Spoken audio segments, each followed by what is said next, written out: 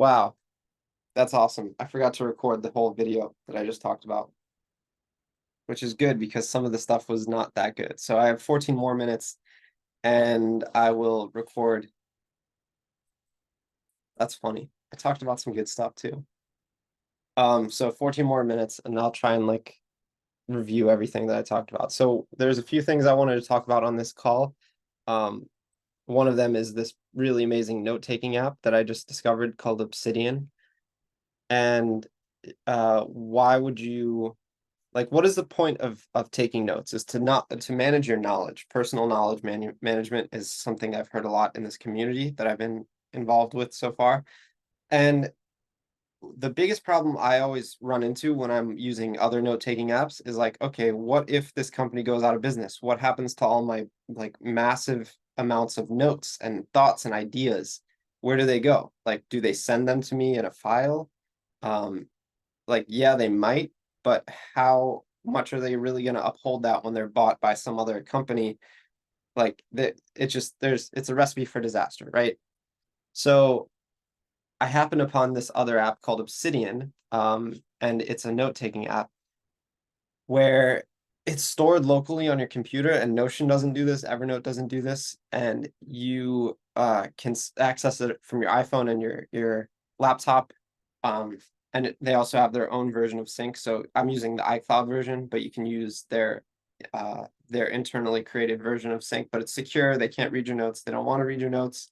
And they're stored in what's called vaults. So a vault is just a folder, and then it's done in Markdown. So Markdown is like what when you open TextEdit, that's the format. That's the file type. It's Markdown.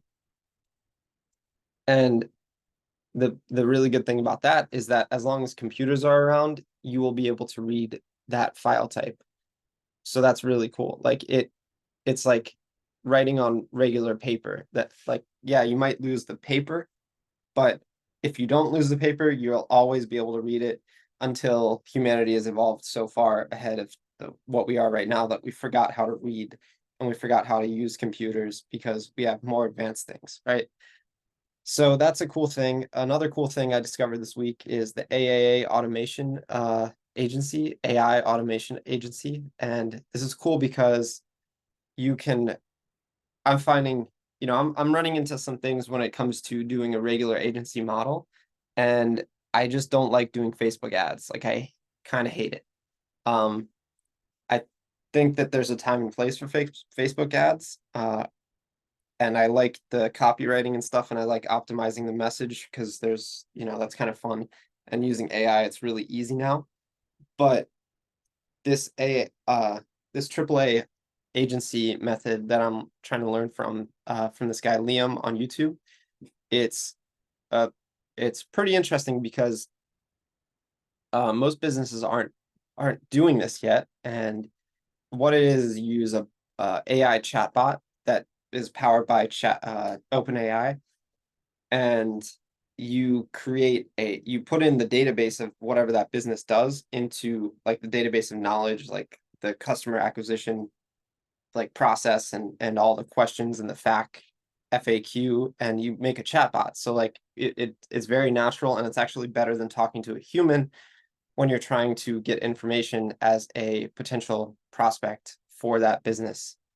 Um, and it's pretty cool because it's fairly easy to do. It takes knowledge and you have to understand what's happening, but you can also just scale it and like replicate it for many different businesses relatively easily.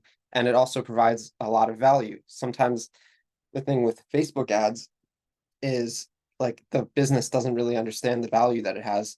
So like it's harder to explain. Like advertising and marketing is harder to explain. And most people are kind of, I mean, a lot of businesses are kind of scared of doing it, even though it's the number one thing. It's like so important in getting new customers. But that also brings up a point. Like most people aren't uh aware of what stage the business is in. Like when you're soliciting a business to do an agency model for them, like some people just don't think that they need to advertise because they have a huge power base of their personal contacts that supports their business. So you they're like, I don't need to run Facebook ads. So you have to first change their mindset about running Facebook ads, and you educate them on wanting to. So that's where the free content, and I'm learning this right now too. It's like, okay, so the purpose of creating free content and free value and free YouTube videos explaining how you do things is because then you become the authority in the space. And then when you give that to people and business owners, and like this works because if they watch it, then you become stuck in their mind like, oh, this person knows what he's doing, right? So then when they need the service, they're inevitably going to come to you to get that problem solved because they don't see anyone else talking about it, right? This is different from just talking to people. When you put your video up on YouTube, you become an authority because you are on camera, you're talking, you're doing something that is relatively hard to do. Public speaking is hard to do. So there's a barrier to entry. And also when you have the video, it's like creating kind of like a list. People who it's a list in a different way. Like people see you on YouTube all the time. They like you become stuck in their brain, and it's just branding and marketing and all that. So yeah, what else was I going to talk about? I forgot. I probably talked about some other stuff before I started the recording. I was talking for like 30 minutes before I started the recording. I just assumed that the recording was automatic. But I'm going to post this on YouTube right now as soon as it downloads. And then I'll see you guys again on Friday.